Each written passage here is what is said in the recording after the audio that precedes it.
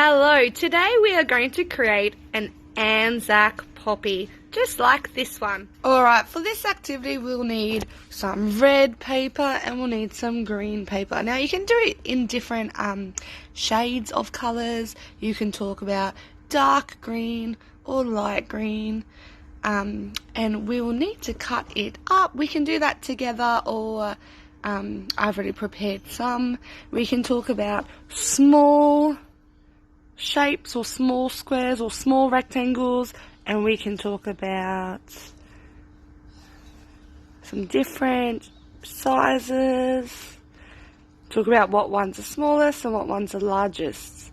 We will also need our Lest We Forget ANZAC page that we're going to stick a lovely poppy just in the middle. Now, I just drew a poppy onto mine just for a bit of a template, but your child can also help you draw that as well. And here is our finished product, a lovely ANZAC Day poppy.